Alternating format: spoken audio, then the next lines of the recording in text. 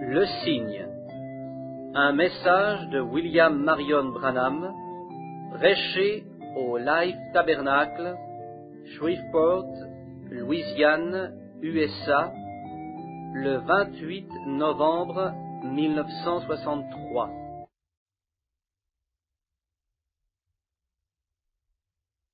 Je crois, Seigneur, je crois, Seigneur, je crois, tout est possible, Seigneur, je crois. L'Assemblée chante ce cantique, note de l'éditeur. Inclinons nos têtes un moment pour la prière. Et dans le caractère sacré de ce moment, sachant que nous nous sommes réunis à nouveau, assemblés ici dans le nom du Seigneur pour l'adorer, je me demande si dans cet auditoire, il y en aurait un qui aurait une requête spéciale que vous voudriez faire connaître à Dieu ce soir en levant vos mains pour être rappelé dans la prière. Vous qui êtes dans le sous-sol ou dans les balcons ou tout autour de cet endroit, c'est la même chose. Il voit vos mains.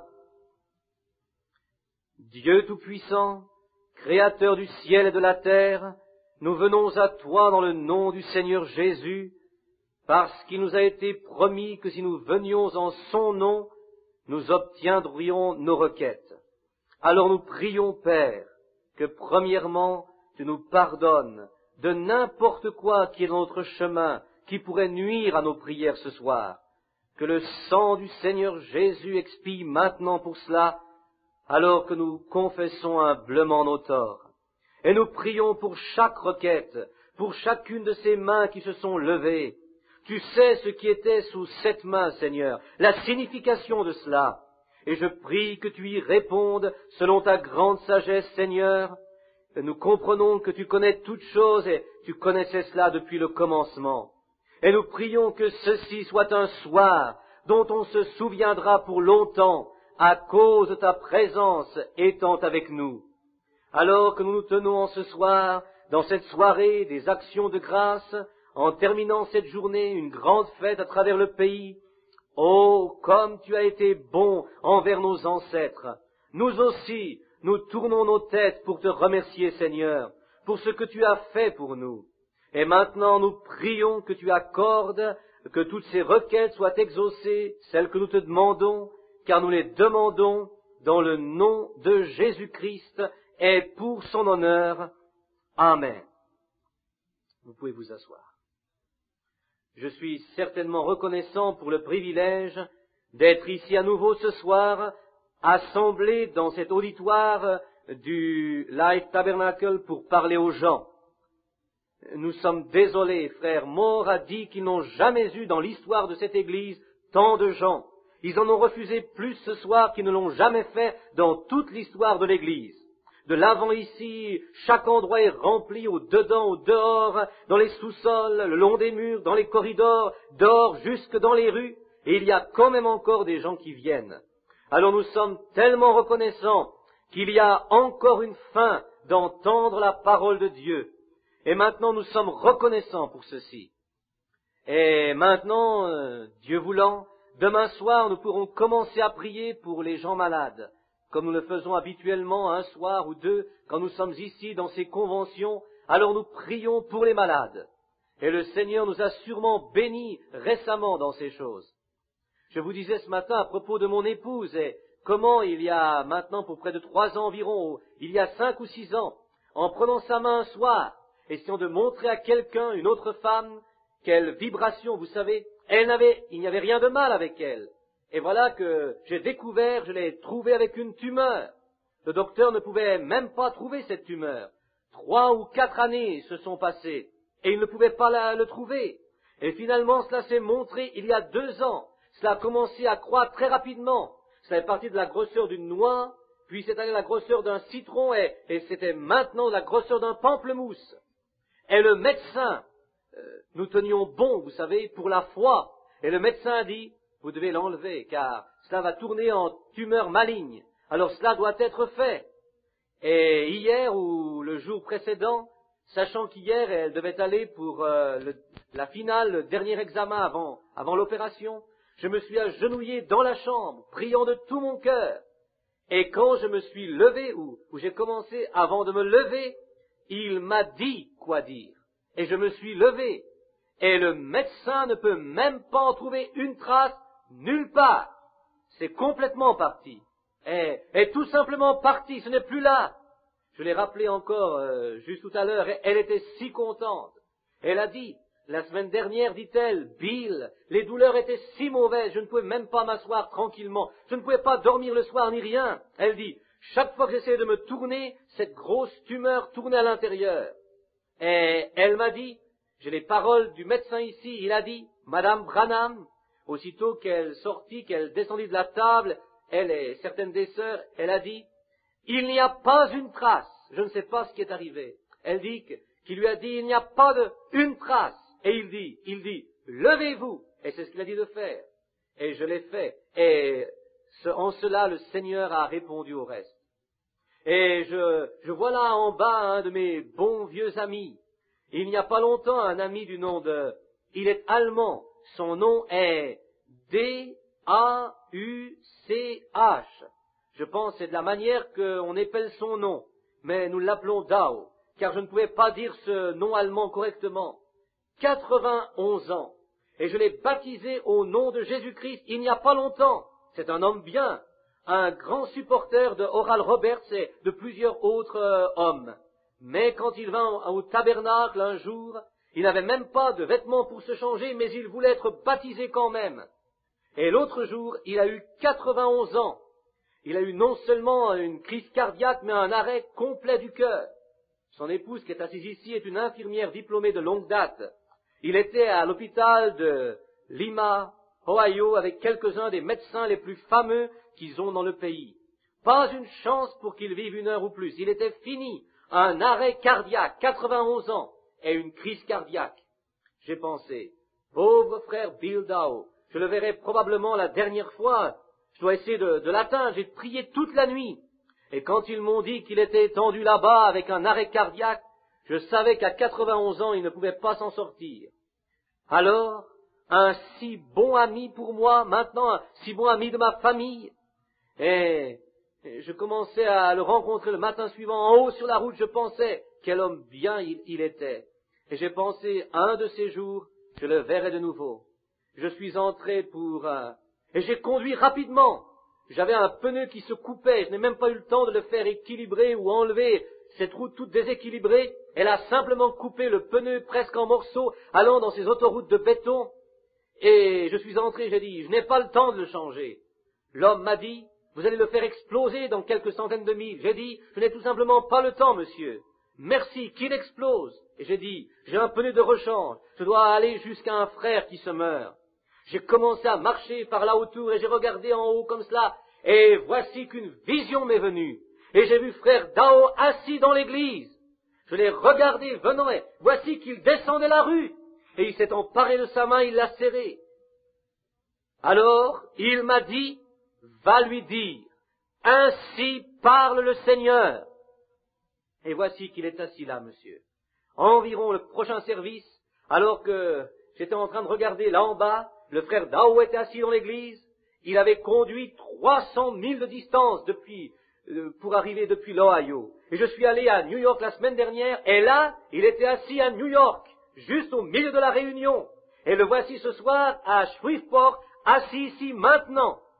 Oh, quand je traverserai les portails du temps dans l'éternité, si Dieu me laisse passer en paix, un jour, je vais lui serrer la main de l'autre côté, car il est le même Dieu. Il y a quelques jours, de grandes choses, je ne peux tout simplement pas entrer et vous raconter tout ce qui est arrivé dans les derniers jours passés. Cela a l'air comme cela, je crois, depuis cette expérience au Colorado, il y a quelques semaines. Le Seigneur a été avec encore plus de grâce envers moi pour répondre à la prière. Et il doit y avoir un troisième pôle, vous savez, du ministère, et je ne peux jamais le dire ce que c'est. Alors je crois que le Seigneur est avec nous, et il va faire de grandes choses. Et ce soir, j'ai pensé, étant donné que aujourd'hui c'était la fête des actions de grâce, au lieu de prêcher, je prendrai simplement une leçon d'école du dimanche et établir la fondation pour le service de guérison et n'importe quel service, la fondation de l'Évangile. et j'ai fait lire aux frères dans le livre de l'Exode le 12e chapitre. Et je vais continuer à lire juste ou simplement y lire une autre portion qu'il a lue en plus. Je voudrais revenir pour obtenir ma pensée. C'est le 12e verset, ou le 12e chapitre est le 13e verset. Je pense que c'est cela.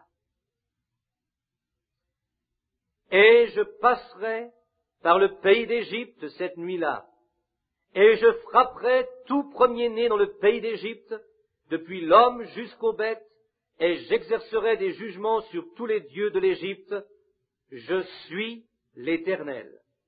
Et le sang vous sera pour signe sur les maisons où vous serez. Et je verrai le sang, et je passerai par-dessus vous, et il n'y aura pas de plaie à destruction au milieu de vous, quand je frapperai le pays d'Égypte. Cela, c'est une écriture remarquable pour moi. Maintenant, j'en ai plusieurs écritures ici écrites, et quelques notes, et j'aimerais parler pour quelques minutes. Et je ne voudrais pas simplement essayer d'en faire une leçon d'école du dimanche, afin que nous comprenions clairement. Et je cherche pour un temps de jaillissement de l'Esprit de Dieu dans ces derniers jours dans lesquels nous vivons, pour une autre vague du Saint-Esprit dans l'Église, pour une foi de l'enlèvement juste avant que cela ne vienne. Et tout est placé directement en ordre pour cela. Et je crois que nous sommes dans un temps où la parole devrait avoir la prééminence. Je crois que c'est le temps de laisser de côté nos credos et nos pensées et de revenir à la parole. Dieu, dans chaque âge, comme j'en ai parlé hier soir, il a vu la fin avant le commencement. Il a dit ce qui serait dans chaque génération. Et aussi, Dieu, autrefois, il envoya des prophètes. Et quand chaque temps arrive pour que ces choses se produisent, pour cet âge, il envoya des prophètes. Et la parole du Seigneur vient toujours à ces prophètes. Le prophète pour cet âge. Et chaque fois, la seule chose que faisait ce prophète était de manifester exactement la promesse pour cet âge. Et quand le jour de Jésus est venu sur la scène, il était la manifestation de la parole pour cet âge. Il était Ésaïe 9:6. À nous un enfant nous est né, et ainsi de suite. Et ensuite, il était aussi Ésaïe 35, Ésaïe 28:19, le même. Et c'est toutes ces écritures qui furent dites d'avance, il vint pour manifester cette parole. Il a fait exactement ce qui devait être fait dans ce jour, car la parole, ce livre est la parole, et la parole est Dieu. Et maintenant, c'est déjà étalé. Cela prend seulement quelqu'un pour arriver sur la scène, pour manifester ses promesses. La foi dans l'appel de Dieu. Je sais que nous avons traversé beaucoup d'imitations et ainsi de suite. Moïse et Aaron ont connu dans les mêmes choses, mais quand cela arriva, tenez-vous tranquille. Moïse a rencontré ces perceptionnistes supersensoriels. Il les a laissés simplement aller. Il faisait exactement ce qu'il faisait, mais il a attendu jusqu'à ce que la pleine manifestation ait lieu. Et il a été promis que la même chose arriverait dans les derniers jours. Car Jannes et Jambres ont résisté à Moïse. Ainsi feront les hommes dans ce jour. Mais maintenant, cela n'arrête pas la promesse. Cela va seulement magnifier la promesse. Cela la rendra vraie. Maintenant, je veux que vous remarquiez ce soir que nous allons parler sur ceci. Le signe. Un signe. Maintenant, premièrement, je veux que vous remarquiez ce qu'est l'ordre de ceci, l'ordre de la Pâque.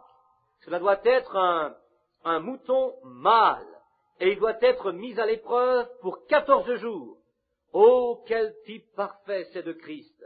L'antitype, un mâle, un agneau, et il fut mis à l'épreuve pour 3 années et demie de son ministère, à travers les critiques et tout le clergé de ce jour-là. Mais il a été prouvé qu'il a tenu ferme à la parole du Père. Même dans la présence de Satan, il a dit, il est écrit. Constamment, il a vaincu l'ennemi par la parole. C'est un exemple parfait pour nous aujourd'hui. Toujours vaincre l'ennemi par la parole de Dieu, ce qui est écrit pour le jour. Et il leur a dit, sondez les Écritures, car en elles vous pensez que vous avez la vie éternelle, et ce sont elles qui témoignent de moi. En d'autres mots, si je ne fais pas ce que l'Écriture dit, ce qui doit être accompli dans ce jour, alors je suis un incrédule. Mais alors qui peut m'accuser, moi, de péché? Le péché, c'est l'incrédulité. Il a manifesté chaque promesse que Dieu a faite pour ce jour. Il l'a accomplie.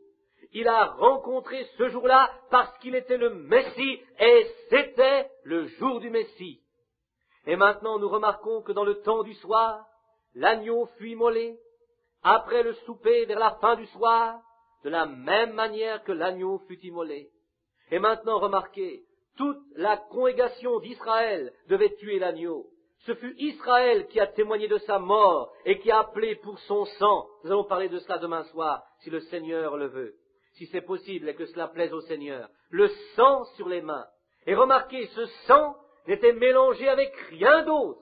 Cela ne pouvait pas être mélangé. C'était juste du sang, seulement, de cet agneau. Et cela doit être placé sur le linteau et sur les montants de la porte. Cela ne pouvait pas être mélangé. C'est ce qu'aujourd'hui ils essayent de faire avec ceci, des credos, des affiliations et toutes sortes de divertissements et tout. Mais cela ne se mélangera pas. Il y a absolument, cela ne se mélangera avec rien. Le sang ne se mélangera pas. Et cela doit être mangé. Il devait être prêt, des gens habillés, prêts pour la journée, pour le voyage. Et quand ceci fut appliqué, les gens doivent être prêts pour le voyage. Ce n'est pas pour l'incrédule, se tenant dehors, sympathisant avec cela. C'est pour le croyant qui est déjà sous le sang. Il est déjà habillé, les souliers, bâton dans sa main, les reins sains. Il est prêt pour le voyage. Et la raison que j'ai choisi en ce jour, un jour des actions de grâce, Thanksgiving, une fête, pour un jour de fête, celui de nos ancêtres pèlerins que Dieu a bénis alors qu'ils sont venus ici pour établir une nation, et ils l'ont fait, et une nation puissante, et elle se tient au-dessus de tout dans le monde aujourd'hui, mais dans toute sa corruption, mais elle doit tomber, elle ne deviendra jamais grande selon les Écritures, elle ne deviendra jamais vieille, c'est quelqu'un de jeune, un agneau. L'agneau alors parla comme un dragon devant lui. Elle sortit non pas des eaux, de la densité de multitudes de gens, mais elle sortit de la terre. Alors nous découvrons que l'agneau avait deux cornes, qui étaient la puissance civile et ecclésiastique. Bien sûr, ils vont ensemble maintenant pour parler comme le dragon, formant une image à la bête. Et nous avons encore la liberté d'adorer Dieu dans cette nation. Alors maintenant nous inclinons nos têtes autour de notre table aujourd'hui, pour remercier Dieu pour la nourriture naturelle qu'il a fait croître pour nous, qu'il a préparée pour nous cette année. S'il n'avait pas fait cela, nous serions tous morts, parce que la seule manière que vous puissiez vivre physiquement, c'est parce que quelque chose doit mourir chaque jour afin que vous viviez. Si vous mangez du bœuf, la vache est morte. Si vous mangez de l'agneau, eh bien il est mort. Si vous mangez des pommes de terre, de leur vie, elle est morte. Si vous mangez des légumes verts, ils sont morts. Vous vivez seulement par une substance morte. Et si quelque chose ne meurt pas, vous ne vivez pas non plus. Et si quelque chose doit mourir, afin que vous viviez physiquement, combien plus doit-il y avoir quelque chose qui meurt, afin que nous vivions éternellement. Et c'est par la substance de cette mort dont je parle ce soir, que nous sommes vivants ce soir. Quelque chose doit mourir. La Pâque était un type de Christ, de la vie éternelle. Maintenant, nous voulons votre attention tout entière. Un signe. Il a dit, le sang sera pour vous un signe. Un signe. Un signe, selon Webster, c'est un signe qu'un prix a été payé. Un signe est le signe qu'un prix a été payé. Comme les compagnies de chemin de fer, les compagnies d'autobus, vous entrez, vous voulez voyager avec l'autobus, avec un jeton, à bien des endroits ou bien par les chemins de fer, alors vous devez payer votre prix. Vous payez pour cela. Et il vous donne un ticket ou un jeton qui signifie que vous avez déjà payé. Alors c'est ce que vous devez obtenir pour prendre l'autobus ou pour utiliser la compagnie de chemin de fer. Et l'agneau d'Israël, immolé, était l'exigence de Jéhovah. Pour échapper à la mort, il doit y avoir une substance morte. Et Jéhovah a exigé un agneau immolé. Et le sang était un signe que la réclamation avait été faite. Maintenant, le sang était un signe que quelque chose était mort, et le sang lui-même était un signe. Cela disait que cette maison a rencontré les exigences de la parole de Jéhovah, et alors elle est protégée par ce signe. Le prix a été payé pour vous. Oh, quel type merveilleux ici! Christ est en cela. Quel type de notre signe d'aujourd'hui! La vie était venue du sacrifice, et maintenant le sang était le signe. Ces ordres ont été exécutés. Le sang! Jéhovah n'avait pas besoin de vous voir tuer l'agneau. Vous aviez simplement le sang sur la porte. Quand l'ange de la mort a passé, et c'était un signe que l'agneau était mort. Le sang était le signe que les exigences de Jéhovah avaient été exécutées dans cette maison, et que le prix avait été payé, et le signe était cela. Quand je verrai le signe, je passerai au-dessus de vous. Quand le signe est là, cela montrait le prix. Voyez, le sang n'était pas la mort. Quand je verrai le sang, je saurai que le prix de la mort a été payé, et alors je passerai au-dessus de vous. Surveillez maintenant, voyez, le croyant adorateur était identifié avec son sacrifice par le signe. L'adorateur, qui croyait en Jéhovah, il avait rencontré les exigences de Jéhovah, il s'était identifié lui-même en appliquant le signe à lui-même et à sa maison. C'est-à-dire, l'adorateur croyait cela, un type parfait de Christ en ce jour. Alors le sang était un signe d'identification que ce croyant avait déjà rencontré, satisfait aux exigences de Jéhovah. Et je suis sûr que l'ange de la mort devra passer par-dessus ma maison, parce que j'ai trouvé, j'ai satisfait, je possède le signe de Jéhovah. Un agneau est mort, là, dans ce lieu, pour ma famille, pour mes bien-aimés, ils sont sous ce sang, et voici le signe que l'agneau est mort. Amen. Voilà le signe. Les exigences de Dieu ont été satisfaites. Amen. Oh, quand j'y pense, mon cœur bondit de joie. Maintenant, la vie animale ne pouvait pas revenir sur le croyant. Alors le sang devait tenir de signes.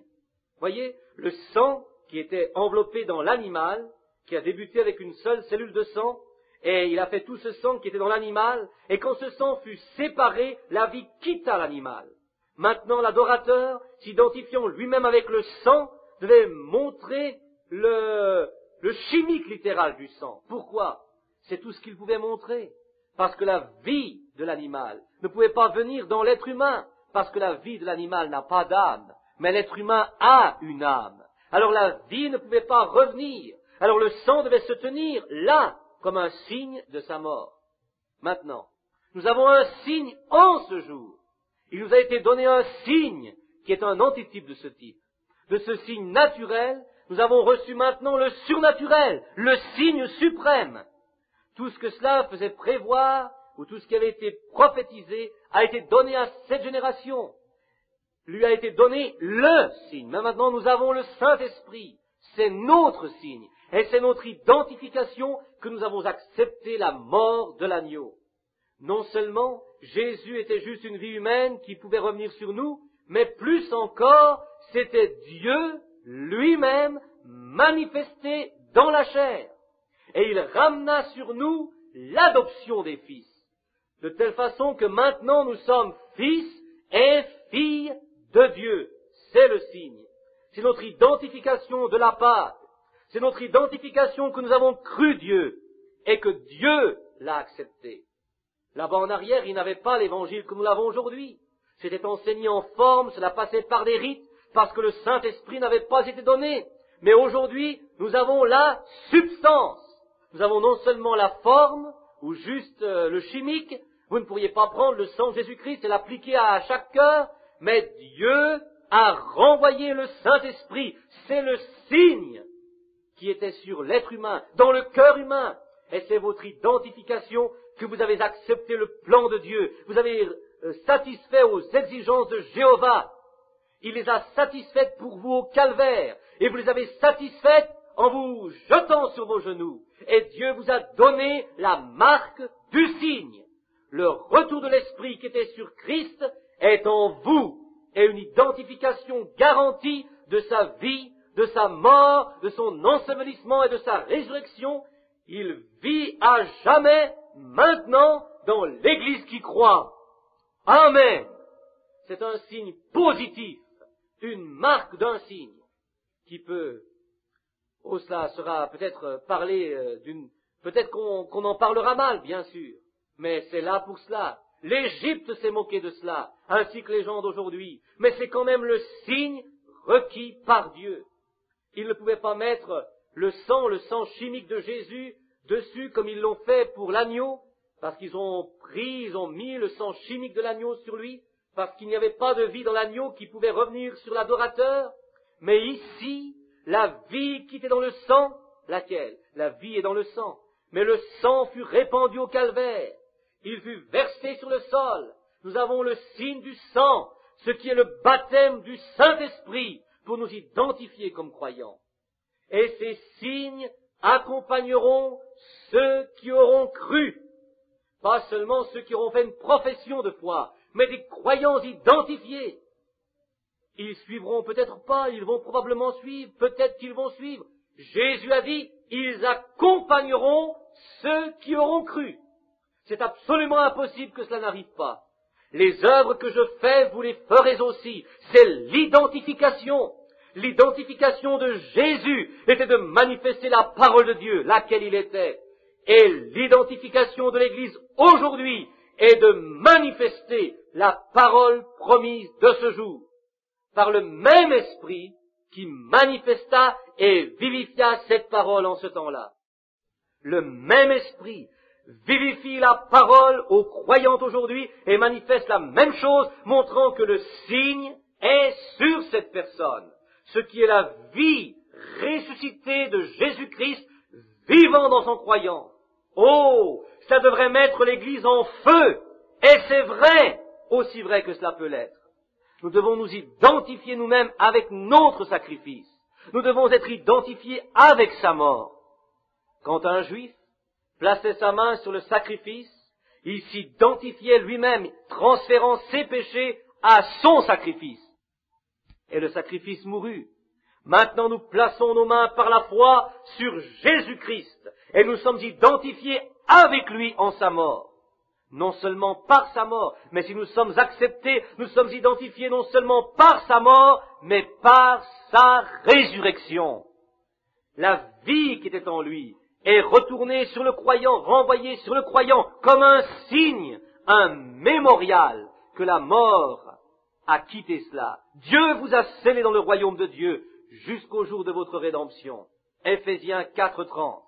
Un authentique évangile réel, aussi clair que je connaisse. Je sais que c'est vrai. Je l'ai essayé. Il n'y a pas d'autre isme, pas de remontrance, pas de combinaison, pas de truc, pas de rien. C'est une simple foi pure, non adultère, dans la parole de Dieu et les œuvres achevées que Dieu a requises au calvaire, sachant qu'il n'y a rien que nous puissions faire pour nous sauver nous-mêmes. Nous acceptons simplement ce qu'il a fait pour nous. Abraham a cru Dieu, et cela lui fut imputé à justice. Ensuite, Dieu lui donna le sceau de circoncision comme un signe qu'il avait reçu, sa foi. Eh bien, voilà l'Évangile. Maintenant, quand nous nous réclamons que nous croyons Dieu, alors Dieu identifiera notre foi en nous donnant le signe du sang de Jésus, cette œuvre achevée pour nous au calvaire. Ensuite, notre vie est en la sienne. La vie de notre sacrifice est en nous. Je ne pourrais pas venir par le sang chimique de l'agneau, parce qu'il n'y avait rien là pour revenir, juste le chimique. Vous ne pourriez pas transférer ce sang dans l'être humain, cela ne marche pas. Le sang animal n'ira pas dans un sang humain. Alors, avec les matières chimiques, cela ne pouvait pas marcher. Cela montrait juste une ombre à venir. Mais maintenant, la vie qui était dans le sang devient le signe.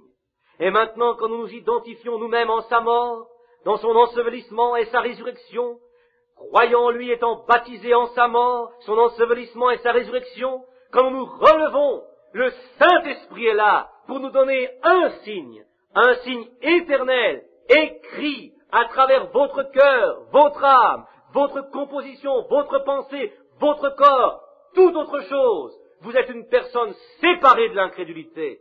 Vous êtes une personne séparée des choses du monde. Vous êtes séparé de la mort. Vous êtes séparé de tout. Vous êtes un produit que Dieu a scellé dans le royaume par son Saint-Esprit. Aucun démon, aucune maladie, aucune mort, aucune tristesse, ni rien d'autre ne peut vous troubler tant que vous tenez ce signe par-dessus cela. Amen. Votre foi inchangeable palpite cela, et cela forme une forme de Jésus-Christ, l'image dans laquelle vous marchez aujourd'hui. Et quand je verrai le signe, je passerai au-dessus de vous. C'est un signe que le prix a été payé. Jésus a payé le prix, et vous l'avez reçu de lui. Tenant le signe dans votre main, vous avez l'assurance de la résurrection. Vous avez l'assurance que tout ce dont vous avez besoin dans ce séjour, cela, il y est pourvu dans ce signe de ses souffrances au calvaire. Là où il paya le prix pour chaque malédiction qui pourrait être placée sur vous. Ce signe parle de la paix. Amen. Il n'y a aucun démon qui puisse se tenir devant cela. Il n'y a rien qui puisse se tenir devant cela, parce que Dieu a accepté cela. Et vous tenez le signe dans votre main. Le prix est payé. Oh, c'est un signe positif. Vous savez, dans un tribunal, quand un jugement est établi, quand vous savez que vous faisiez face à la mort, comme cet homme de boîte de nuit qui vient tout juste de tuer ce monsieur Oswald, si vous saviez que vous faisiez face à cela, ou quelque chose semblable à cela, vous engageriez le meilleur avocat que vous puissiez trouver. Je le ferais. Si je savais que ma vie était en jeu, j'engagerais le meilleur avocat que je puisse trouver. Chaque personne le ferait. C'est la seule chose sensible et sensée à faire. Maintenant, dans ce cas, de savoir que vous en êtes au point pour aller à la chaise électrique, et que vous allez vous séparer de votre famille pour toujours, alors qu'ils vont vous électrocuter, ou quoi que ce soit, parce que vous savez que vous êtes coupable. Alors, cet avocat essaye de plaider votre cas. Maintenant, l'avocat peut peut-être penser qu'il a tout bien inscrit cela, mais vous voyez, c'est le juge qui va décider du cas. Si l'avocat peut clarifier cela pour lui, que vous êtes justifié dans votre action, alors l'avocat doit rendre cela tellement clair au juge, que le juge verra la justice de votre action. Oh Dieu, si les gens pouvaient simplement voir cela, notre juge est notre avocat. Le cas est réglé, c'est terminé. Le même qui est le juge, c'est l'avocat. Il est notre avocat. Le cas est réglé. Nous avons le signe. Tous les deux, juges et avocats, c'est la même personne. Quand Dieu devint chair et habita parmi nous, notre juge devint notre avocat. Et le cas est réglé. Et le Saint-Esprit est ici comme signe que nous sommes prêts à passer d'ici jusque dans les terres lointaines. Nous sommes libérés du péché. Pas de péché jamais. Plus rien du monde. Petits enfants, vous n'êtes pas du monde. Notre juge et avocat, c'est le même, la même personne. Alors le cas est réglé. Le cas était si grandiose contre nous. Le cas, nous avions péché, c'était si grand contre nous que pas même un archange pouvait plaider pour cela. Il ne pouvait pas satisfaire aux exigences. Aucun ange, aucun chérubin, aucun séraphin, rien, personne ne pouvait payer le prix. La seule chose qui pouvait être faite pour sauver la race humaine, c'était que le juge prenne la place et devienne l'avocat aussi. Et c'est exactement ce qui a été fait. Si le signe ou le sang, dans le temps où ils sortaient d'Égypte, leur exode, si le signe était un signe si suprême, maintenant si le signe n'était pas bon à moins que le signe soit manifesté, le signe devait être manifesté. Ce n'était pas de sympathiser avec le signe, mais le signe devait être appliqué. Et peu importe, n'importe qui pouvait prouver cela, qu'il était juif, un juif d'alliance, par circoncision, ça ne faisait rien du tout à propos de cela. Cela prenait le signe, pas l'alliance. Il n'a jamais dit « quand je verrai la marque de l'alliance », mais il a dit « quand je verrai le signe ». Alors aujourd'hui, vous êtes peut-être un chrétien de profession, vous êtes peut-être une alliance, vous avez fait une alliance avec Christ, mais à moins que ce signe ne soit manifesté dans cette heure tardive dans laquelle nous arrivons maintenant, il n'y a aucun moyen pour lui de traverser jusqu'à l'autre bord. Le signe doit être manifesté, il doit être dessus. Maintenant, rappelez-vous, un juif aurait pu monter et dire « Je prendrai, vous les hommes, tous à part, Je crois que cela est la vérité, je crois que Moïse est le prophète, je crois en cette colonne de feu qui le guide, je crois que c'est Jéhovah, témoignant de tout cela, croyant toute la parole, tout le message, mais par contre dire, maintenant je suis tout aussi bien que vous, parce que je suis un juif circoncis. S'il n'avait pas ce sang dans la nuit de la Pâque, il mourrait de toute façon. Et aujourd'hui, chaque église, chaque individu qui ne peut pas manifester ce signe du Saint-Esprit, meurt spirituellement et mourra. Peu importe si vous croyez à la mort, l'ensevelissement et la résurrection, peu importe combien vous pouvez répéter le credo des apôtres, le répéter ou quoi vous fassiez, peu importe combien vous êtes éduqués et quelle expérience théologique vous avez eue. Vous avez peut-être des diplômes de docteur, des licences en lettres et quoi d'autre encore. Vous êtes peut-être docteur en latin ou quoi que vous puissiez être, ou peut-être quelqu'un de littéraire, mais ce n'est pas cela. Il doit y avoir le signe manifesté. C'était seulement une ombre pour le réel de ce jour, l'antitype. Le signe doit être manifesté. Un juif pourrait fournir l'évidence qu'il était dans l'alliance, mais le signe n'étant pas là, l'alliance était sans effet. Et ainsi en est-il aujourd'hui, mon frère, ma sœur. Je veux que vous vous rappeliez ceci, vous qui êtes à l'intérieur, vous qui êtes à l'extérieur, dans les sous-sols, où que vous soyez, l'heure est venue, et tous peuvent voir la lourdeur de l'Église aujourd'hui. Tous peuvent voir l'insensibilité de plusieurs, trop de membres. C'est parce que vous avez joué à cela, vous avez pris des sensations, vous avez pris autre chose, vous avez mis votre confiance dans la sagesse d'un homme, sur la théologie d'une certaine organisation. Vous avez cru dans la carte de membre de l'église de votre mère, ou sur un pasteur loyal. Mais ce sont toutes de bonnes choses, je n'ai rien contre cela. Pas plus que la circoncision qui était aux Juifs. Mais ce n'était pas le programme de Dieu. Quand je verrai le sang, et cela seulement. Et aujourd'hui, le Saint-Esprit est l'alliance de Dieu avec les gens de l'alliance de Dieu. Le Saint-Esprit, la vie du Christ ressuscité, doit être manifesté dans l'Église parmi les gens, faisant de lui le même hier, aujourd'hui et pour toujours. Peu importe si vous êtes un membre loyal, vous êtes peut-être, que vous soyez un homme bon ou une femme bonne, c'est sûrement bien, nous apprécions cela, mais seulement le signe vous gardera vivant, le signe de Dieu. Vous êtes peut-être un étudiant de la Bible, vous êtes peut-être une bonne personne, vous pouvez même être le président, vous pouvez être n'importe qui que vous voulez être. Il n'y a pas d'excuse. Quand Dieu a commencé l'exode de l'Égypte, appelant Israël hors de l'Égypte pour aller jusque dans la terre promise, il n'y avait pas d'excuse. Chaque homme devait manifester le sang. Et aujourd'hui, l'exode, il nous appelle hors des systèmes, dans l'épouse. Peu importe à combien de systèmes vous appartenez, cela exige quand même le signe de la vie de Jésus-Christ encore. Rien d'autre ne marchera. C'est encore le signe qui est requis. Chaque homme, peu importe s'il est un homme loyal, il a peut-être été le pharaon d'Égypte, il était l'homme le plus important dans ce jour, mais le signe devait lui être appliqué, peu importe combien il était important.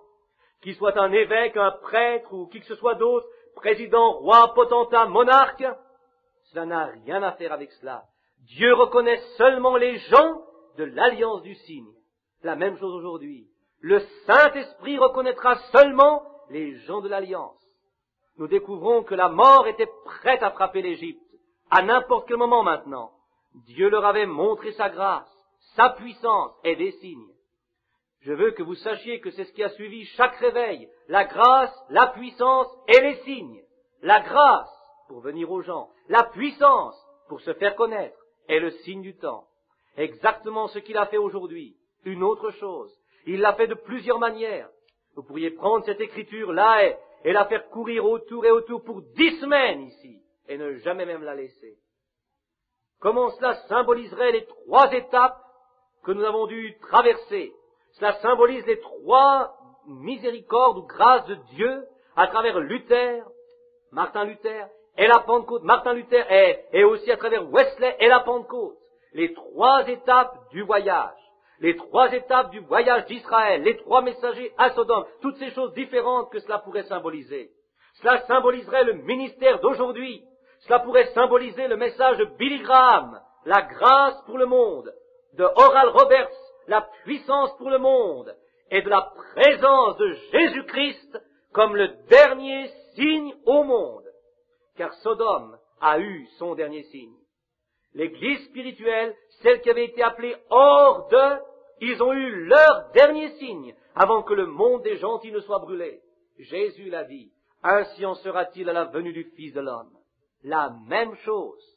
Et nous découvrons que ces grandes choses ont été manifestées en Égypte, et malgré tout leur désir n'était pas de se repentir ou de croire le message. Et si cela n'est pas le monde aujourd'hui, alors je ne connais pas le monde.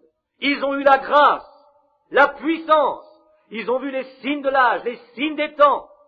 Dieu écrivant et avec ses mains dans la nature, de grandes visions effrayantes dans les cieux, qu'ils ne connaissent, ils ne savent même pas ce que c'est.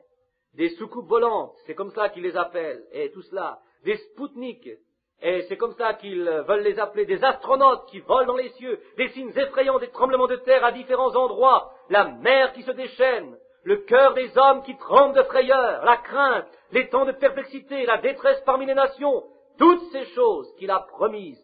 Nous avons vu ces écritures sur la muraille, nous l'avons vu avec nos yeux, nous voyons où l'Église est allée, l'Église, la grâce est allée de l'avant pour les appeler. Nous voyons là où la puissance était démontrée par le groupe pentecôtiste pour ramener encore le baptême du Saint-Esprit, la puissance.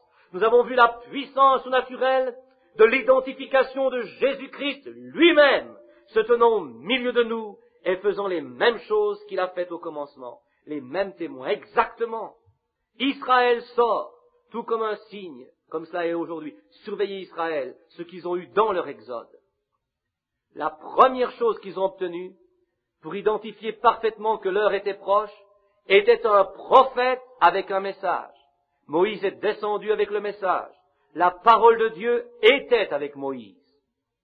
La chose suivante, Moïse devait être identifié, et il fut identifié par la colonne de feu. Cela identifia son œuvre, que Dieu l'avait envoyée. Et Moïse avait la parole de Dieu, même pour créer des choses et pour les faire venir sur la terre. Et le signe que Dieu leur donne par le sang, c'était l'identification ou l'assurance plutôt qu'ils passeraient de l'autre côté et qu'ils ne verraient pas la mort. La même chose est arrivée aujourd'hui, la même chose. La parole de Dieu nous a été apportée. La colonne de feu est parmi nous, identifiant Jésus-Christ ressuscité des morts, le même hier, aujourd'hui et pour toujours. Et l'assurance du baptême du Saint-Esprit dans nos cœurs, y plaçant notre amour pour Dieu, l'exode a commencé de nouveau. Israël sortant, comme je disais, c'est un type de l'église qui sort, ou de l'épouse qui sort de l'église. L'épouse sera le reste, elle sera un petit groupe, les élus, les prédestinés. Quand une femme étale un morceau de tissu, elle y place son patron dessus, de la manière qu'elle va le couper, elle a sa propre manière de faire un choix. Mais ce qui reste de ce patron, c'est la même sorte de tissu qui était là et qui était utilisé pour le patron. Mais c'était ordonné pour elle de prendre ceci. Elle le fixa elle-même. Et Dieu a fait la même chose. Et le reste de la semence de la femme qui demeure sur la terre, aujourd'hui c'est l'appel de l'épouse à sortir de l'église, l'exode pour l'enlèvement. Car l'Église va réellement à travers la période de tribulation, comme vous les frères pentecôtistes l'avez prêché. Je crois cela, l'Église passe par cela, mais pas l'épouse. Non, monsieur. Quelqu'un discutait de cela avec moi il n'y a pas longtemps. Il dit, l'Église devra y passer à travers pour une purification. J'ai dit, c'est vrai, parce qu'elle a rejeté le sang. Mais si la période de tribulation attrape l'épouse, sa propre femme, dans la tribulation? Non, monsieur. Le sang de Jésus-Christ nous a purifiés de tout péché. Il n'y a plus de purification. Le sang de Jésus-Christ est ce signe comme identification que l'épouse a été purifiée. Amen. C'est le signe de l'épouse. Elle porte la bague. Et le ministère de Moïse, d'Israël, était que toute sa congrégation était réunie dans un lieu de prière et d'adoration. Et quand ces choses viennent, comme il lisait ce soir, ils devaient rester et se soutenir, ainsi que la congrégation du Seigneur s'assemble elle-même ensemble hors de chaque credo, de chaque doctrine dans le monde. Oh, cela vient de toutes les parties de l'Égypte, où ils avaient été réunis dans un lieu. Nous ici, nous pourrions lire Hébreux 10, 26 et le voir clairement. Comme nous voyons les grands signes de la fin des temps dans la terre, nous avertissant que le temps est proche, nous devrions nous aimer les uns les autres, plus que nous ne l'avons jamais fait auparavant dans nos vies. Il devrait y avoir une telle faim pour venir à l'église. Il devrait y avoir une telle faim pour que nous parvenions l'un à l'autre. Ça devrait être une affaire d'amour. Je ne peux à peine attendre pour arriver à Tucson. Oh Dieu, guéris ma petite femme. Elle fait partie de moi. Je peux à peine attendre d'y arriver. Les heures, je compte les jours et les heures où je peux arriver là-bas et être avec elle. C'est comme cela que l'Église devrait être. Voyons simplement cela, la puissance de Dieu, ce que cela a fait pour nous. Nous devrions compter les moments, nous réunir dans l'amour, afin que nous puissions nous envoler un jour pour rencontrer Jésus. Quelqu'un a dit, il n'y a pas longtemps, il a dit, « Frère Branham, vous effrayez les gens en disant que la venue du Seigneur est si proche. » J'ai dit, « Il ne devrait pas s'inquiéter de cela. Cela devrait être la chose la plus heureuse que nous connaissions. » Oui, et il apparaîtra une seconde fois à tous ceux qui aiment son apparition, qui aiment et qui soupirent après cela. C'est une affaire d'amour.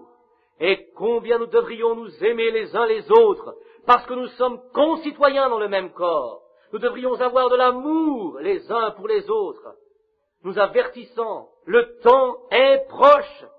Les croyants devraient se séparer eux-mêmes des choses du monde, des soucis du monde. C'est la raison pour laquelle je frappe tellement sur les femmes, et ainsi de suite, de la manière que je l'ai fait. Et ensuite, séparez-vous de ces programmes de télévision. Séparez-vous de cet évangélisme d'Hollywood. Revenez à la profondeur et à la sincérité. Nous nous tenons dans la chair et nous sautons de haut en bas, nous rions, nous hurlons, nous poursuivons. Les femmes dansent sur les planchers avec des vêtements sur elles très collants. Et toute cette bijouterie et ces choses qui pendent, et ces cheveux coupés, quelques-unes encore avec du maquillage. Elles ont là un pasteur intellectuel, un prédicateur qui peut mettre la parole ensemble si parfaitement. Ce n'est pas cela. Nous ne venons pas à l'autel de Dieu en riant, en nous amusant, en faisant les bouffons. Nous devons venir à l'autel avec sincérité et profondeur, parce que là, nous mourrons. Vous n'allez pas à la mort en riant et en vous amusant si vous avez un esprit droit. C'est une personne insensée qui fait cela. Ici, il y a quelques semaines, quand je regardais un programme dans l'une des stations d'essence dans laquelle je me tenais, de notre grand frère Billy Graham, quand il faisait son plus grand réveil, le plus grand qu'il ait eu, où il a eu le plus grand réveil en Californie, je regardais à cette télévision et je surveillais le visage de ceux qui venaient à l'hôtel.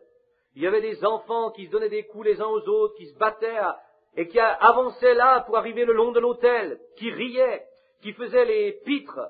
Aucune sincérité. Mâchant du chewing-gum, regardant partout autour.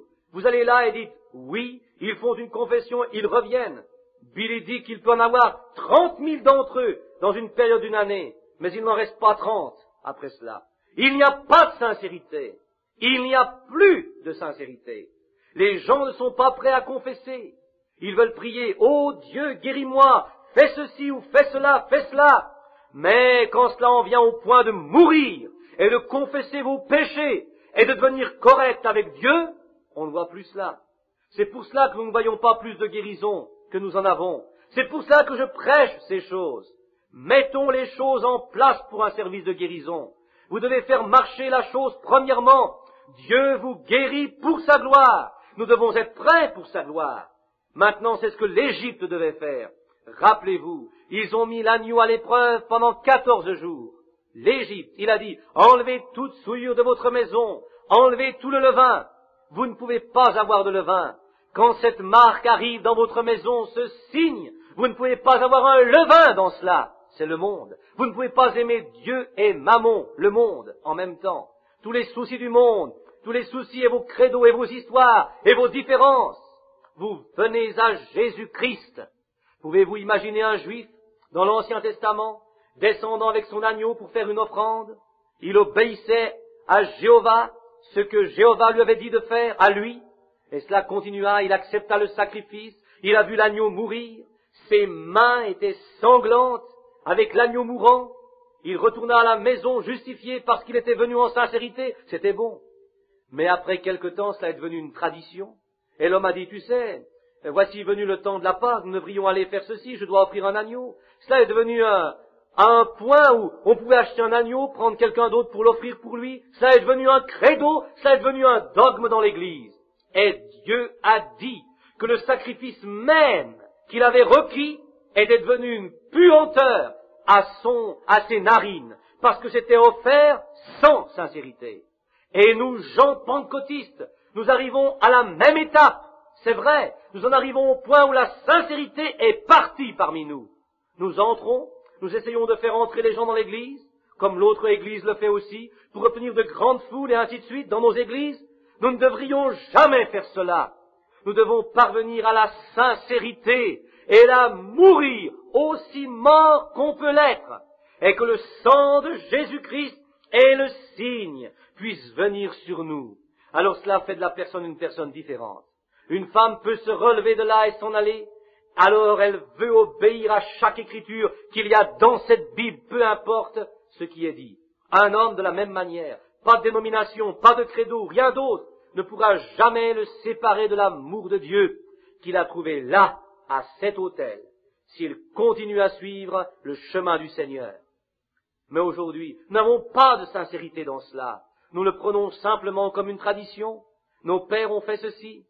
Tout comme le jour des actions de grâce, Thanksgiving. Bien des gens aujourd'hui ont jamais pensé des 10 fois 10 000, des millions d'Américains. Ils mangent leur dîner aujourd'hui en fête pour fêter Thanksgiving, l'action de grâce, avec une grosse dinde sur leur table. Et ils n'ont même pas offert une bénédiction. Même pas adresser des remerciements. Mais ils ne pourraient pas avoir ceci sans avoir cela.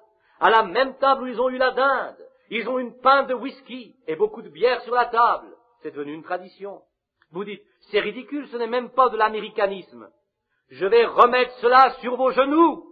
Il faut venir à l'autel. Et pas une confession aux yeux secs, car c'est une tradition. Vous devriez mourir là à votre sacrifice. Comme vous vous identifiez vous-même, vous êtes mort. Amen. Enseveli en Christ. Le monde est mort derrière vous. Et vous devez marcher dans une vie nouvelle avec Jésus-Christ, dans sa résurrection, aimant sa parole, prenant sa parole. Surveillez-le, s'identifiant lui-même dans sa parole, en vous donnant l'identification que vous êtes passé de la mort à la vie. Oh, dans quel temps vivons-nous? Oui, monsieur. Maintenant, nous voyons que nous vivons dans les dernières heures. Les croyants doivent accepter toute la parole. Remarquez, ce n'était pas seulement de se rassembler et d'en parler, que tous les Juifs se réunissent et disent, maintenant je vais vous dire à vous les gars, vous savez, je crois que Moïse est correct, parce que regardez, nous voyons Dieu s'identifiant lui-même avec Moïse, parce que nous voyons cette colonne de feu, nous savons ce qui se produit, nous connaissons toutes les identifications que Dieu a données à Moïse.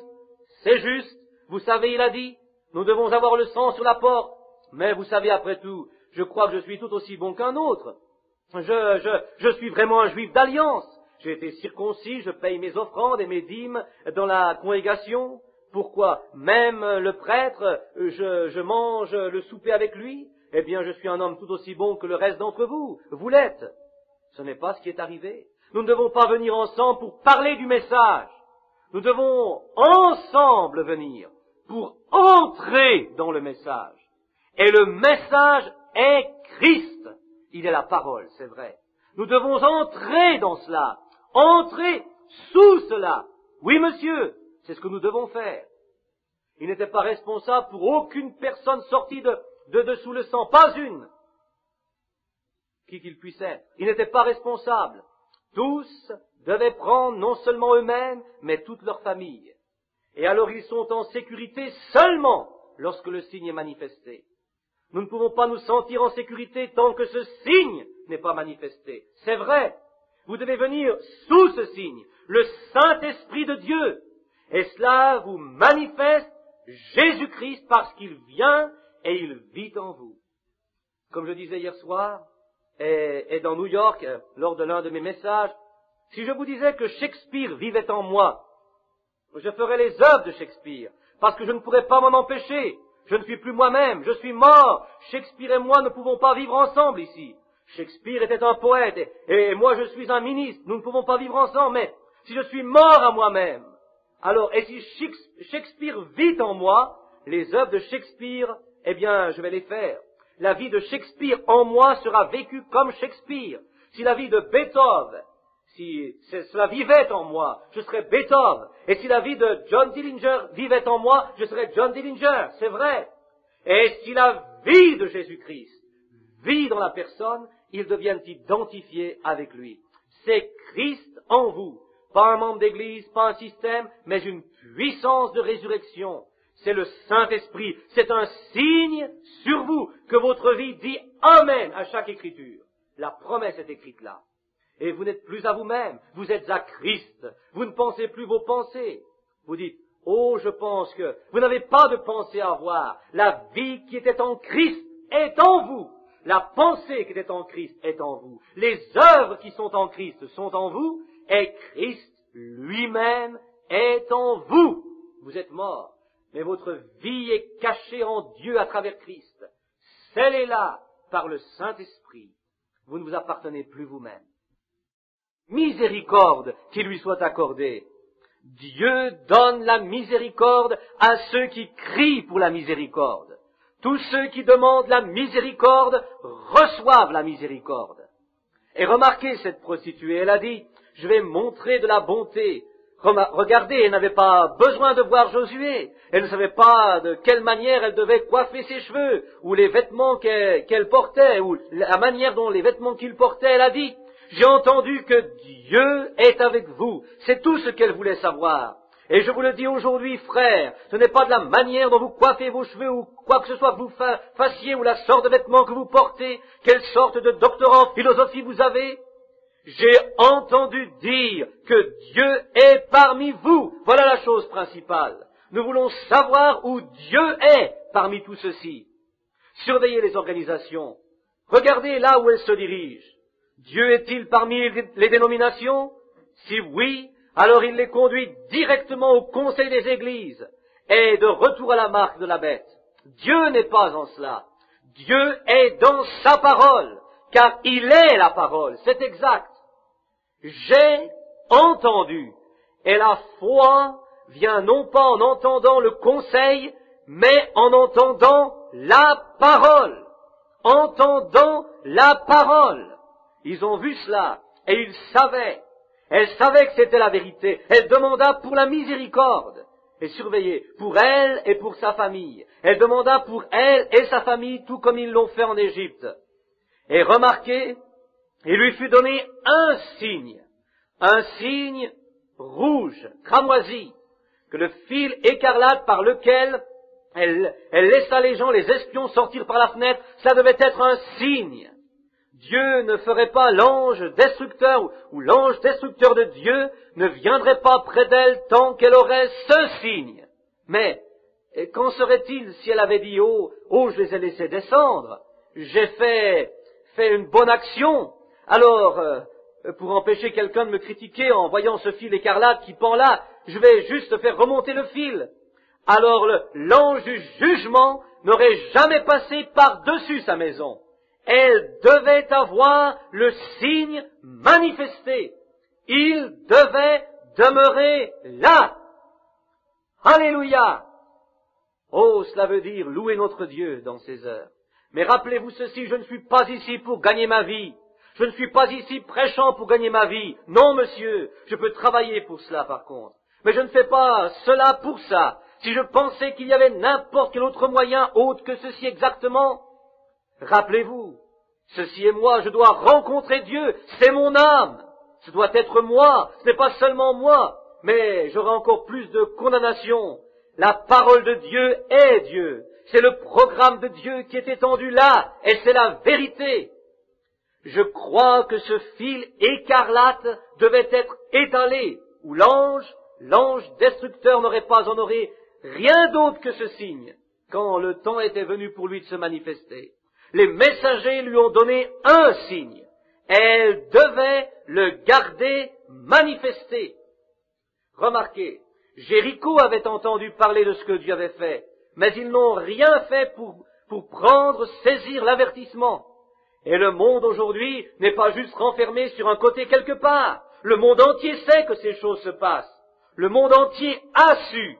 Les épiscopaliens, les catholiques, les luthériens, toutes les dénominations savent qu'il y a un Dieu qui œuvre dans sa parole en ce jour et qui garde ses signes et ses prodiges en mouvement. Ce n'est pas simplement juste caché, renfermé dans un coin. Ils l'ont entendu, mais ils n'ont pas voulu le recevoir. Il avait sa grande puissance et ses signes ont été joués, manifestés, mais ils n'ont pas voulu le recevoir. Tout comme c'était à Sodome. Ces grands signes et prodiges ont été manifestés là, mais ils n'ont pas voulu le recevoir. Alors il ne restait rien d'autre que le jugement pour suivre tout cela. Ils doivent croire toute la parole pour être en sécurité. Mais ils ont pensé qu'ils étaient en sécurité, peut-être dans leur grande organisation de Jéricho, leur ville. Ils pensaient que c'était assez bon, mais cela ne l'était pas. Mais une petite prostituée. Oh, il devait y avoir des gars avec des cassettes qui se sont glissés là-dedans, et ils ont fait jouer quelques-unes de ces bandes, et la semence prédestinée l'a saisie, et elle a cru. Alors de toute manière, ils sont entrés là pour un message. Ils ont eu l'église ce soir-là dans sa maison. Elle utilisa sa maison pour une église, pour recevoir le message. Ô Dieu, ouvrons nos cœurs et recevons le message que Jésus est vivant ce soir. Il est ici parmi nous, il est le même hier, aujourd'hui et pour toujours. Ouvrez votre maison et laissez le messager, le Saint-Esprit, entrer et vous identifier par sa propre présence, le signe qui est sur vous. Alors vous n'aurez pas à prendre la parole de quelqu'un d'autre pour cela. Il est là pour parler pour lui-même. Et il est la parole. C'est vrai, c'est le signe de Dieu pour identifier les siens. Elle utilisa sa maison pour les messagers. Et ensuite, elle eut toute la ville, tous ceux qui croyaient sous le même signe. C'est de cette manière que l'Église devrait faire aujourd'hui, prendre tous ceux qui veulent croire sous le signe. Car le signe est le Saint-Esprit. Rappelez-vous simplement, il doit venir sous le Saint-Esprit. Et quand Dieu a détruit par ses anges, l'ange destructeur passa à travers, quand ils ont vu la marque du signe, sa maison tint ferme. Le reste de Jéricho tomba, mais juste le son de la trompette, pensez-y, et tous les murs sont tombés. Ils allèrent aussitôt et ils furent totalement massacrés, tous ceux qui étaient là. Mais tous ceux qui étaient sous le signe étaient en sécurité. Pourquoi? Le messager de Dieu était venu. Il leur avait dit la vérité. Et ils se sont placés sous le signe. Oui, monsieur. Mais plusieurs d'entre eux ne voulaient pas le croire. Alors s'ils ne voulaient pas le croire, ils devaient subir les conséquences. La même vie qui était dans le signe en Égypte. Voyez, la vie, la même chose comme le signe de vie en Égypte. Et quand ils ont fait pendre le fil, c'était leur signe. Dans ce monde des gentils, il n'y avait pas de sang appliqué pour eux encore, mais ils ont donné un symbole du rouge cramoisi, du signe. Alors, quand ils virent le signe, Josué, un type de Jésus, était fidèle au signe et à la marque que ses messagers avaient prêchée. Quand Josué donnait des ordres, personne ne devait monter à cette maison où était le signe. Non, monsieur, parce que personne ne devait être tué sous ce signe. Et Josué veut réellement dire Jéhovah le Sauveur. La même chose que Jésus. Et quand il envoya ses messagers, Josué, un autre type du monde des gentils, et c'est cette personne gentille, cette petite minorité qui croyait démontrer ce signe, même l'ange destructeur reconnaissait ce signe. Voyez-vous? C'est la seule chose qu'il reconnaîtra aujourd'hui. Il ne reconnaîtra jamais le président de cette compagnie, non. Il ne reconnaît pas l'homme en chef, les seigneurs de la guerre, le grand homme. Il ne les reconnaissait jamais. Il reconnaissait seulement là où le signe était manifesté. Plusieurs d'entre eux y avaient peut-être cru. Plusieurs d'entre eux avaient pu croire qu'ils seraient pris. Mais cela n'arrêta pas ceci. le signe devait être manifesté. Oui, monsieur, c'est tout. Tous sous ce signe étaient sauvés là en Égypte. Et en même temps, tous ceux qui furent sous cela furent sauvés à Jéricho. L'agneau sanglant est notre signe ce soir. Dans Hébreux 13, 10 et 20, c'est appelé l'alliance éternelle, si vous aimeriez le lire. Les promesses liées par le sang de Dieu nous ont libérés du péché et de la chair. C'est une alliance éternelle de l'adorer et de démontrer ses signes promis. Le Nouveau Testament est la nouvelle alliance en son sang. La Bible dit. Le Nouveau Testament veut dire la nouvelle alliance, la vie du sang, le signe d'une vie nouvelle en nous. Là où le sang ancien se tenait pour un simple signe chimique qu'un agneau était mort, le Saint-Esprit est la vie qui était dans la personne de Jésus-Christ qui est manifestée en vous et moi ce soir. En dehors de cela, il n'y a pas de miséricorde. Seulement lorsque je verrai le sang, je passerai au-dessus de vous. J'essaie de presser sur vos esprits, amis, parce que l'heure a sonné. Quelque chose doit être fait par cela. Nous devons faire quelque chose. C'est soit entrer ou sortir. C'est tout. L'heure est venue où le signe doit être là. Si cette Église s'attend à jamais demeurer vivant jusqu'à ce que Jésus-Christ vienne, le signe devra être ici. C'est tout. Si la mort ne le fait pas, cela prendra la marque de la mort. Et bientôt, c'est en marche maintenant. Toutes ces grandes moissonneuses batteuses pour faire en sorte que toutes les églises viennent et entrent dans cette fédération des églises. Et vous feriez mieux d'avoir le signe qui brille. L'heure est ici pour l'exode. Et cette fois-ci, nous allons à une terre promise, la promesse de la vie éternelle. Ce signe démontre que Jésus-Christ, le Saint-Esprit démontre que Jésus a rencontré chaque exigence pour nous, que nous sommes dans notre nature des fils de Dieu déchus. Nous n'avons pas de puissance au-dedans de nous. Nous n'avons pas de vie au-dedans de nous. Nous sommes une race déchue de gens, d'Adam. Mais quand nous manifestons le signe, que la parole et nous devenons la même chose, cela montre que Jésus-Christ a rencontré les exigences pour notre péché et la mort, et a manifesté son signe au-dedans de nous. Oh, comme cela peut être simple. Vous êtes condamnés, nous étions tous condamnés. Il n'y a aucun moyen de nous sauver nous-mêmes, et Dieu nous a envoyé un signe. Il tua son Fils au calvaire pour nous, et la vie qui était dans le sang, quand il fut versé au calvaire, est revenue pour être un signe sur nous. L'éternel signe de Dieu à jamais. C'est la vie éternelle par le Dieu éternel. N'importe quelle chose qui a eu un commencement a une fin. Tout a eu un commencement sauf Dieu, et Dieu est la seule forme de vie éternelle qui existe. Et quand Dieu place son Saint-Esprit en vous, qui est Dieu? Ce Saint-Esprit qui est Dieu? Et quand Dieu se place lui-même au-dedans de vous, vous êtes aussi éternel que Dieu l'est, parce que vous faites partie de lui, parce que vous devenez un fils ou une fille de Dieu, et vous manifestez sa parole. Alléluia! Oh, je me sens religieux, c'est vrai. Dieu identifie cela lui-même. Vous avez la vie éternelle. C'est Dieu en vous. Et cette parole est Dieu. Et cette parole vit. Elle se produit elle-même. Exactement ce que Dieu a ordonné pour cet âge. Vous l'avez. Amen. Le Saint-Esprit étant manifesté. Oui, monsieur. Qu'est-ce? Le Saint-Esprit, la parole. Cela a été vivifié par le Saint-Esprit pour confirmer dans cet âge que vous êtes passé de la mort à la vie. Et maintenant vous êtes à lui. Oh, parce qu'il est, nous avons le droit à tout ce qu'il a acquis pour nous. Chaque promesse dans la Bible est à vous. Cela vous appartient quand ce signe est sur vous et que Dieu vous a scellé. Maintenant, nous voulons nous examiner nous-mêmes pour juste un instant.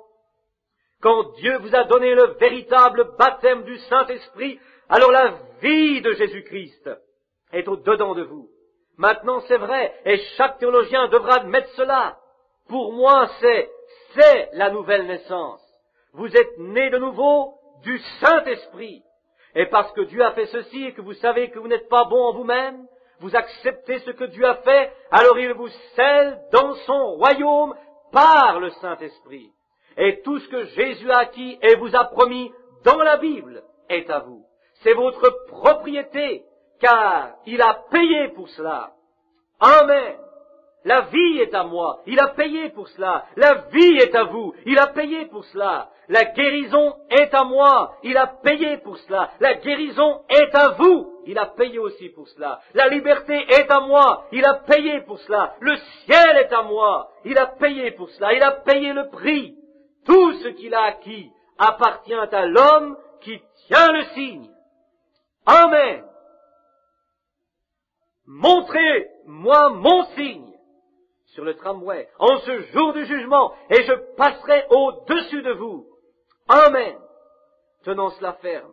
Tenons votre confession dans la parole, que Jésus-Christ est mort pour vous. Et quand il l'a fait, il se manifeste lui-même à travers vous. Amen. Oui, quand vous reconnaissez le signe, la vie que cela a pris pour que le sang parle.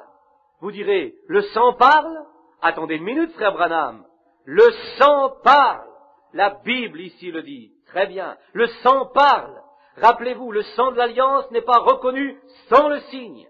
Maintenant, la parole vous assure de la promesse. Le signe est la marque que le rachat a été fait pour nous et que Dieu l'a accepté. Quand vous allez dire, je veux un voyage pour New York, que font-ils? Ils vous donnent un billet. Et qu'est-ce que c'est? C'est un jeton, ce n'est pas de l'argent, c'est un jeton. Mais il faut de l'argent pour l'acheter. Maintenant, quand vous voulez la vie éternelle, vous recevez un signe montrant que le prix a été payé. Ce n'est pas le sang, mais c'est le signe du sang. C'est la vie elle-même. Amen.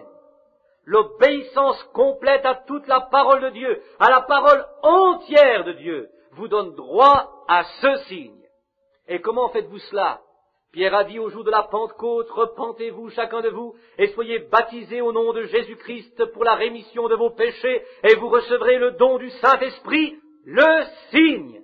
Car la promesse est pour vous et pour vos enfants et ceux qui sont au loin en aussi grand nombre que le Seigneur notre Dieu les appellera.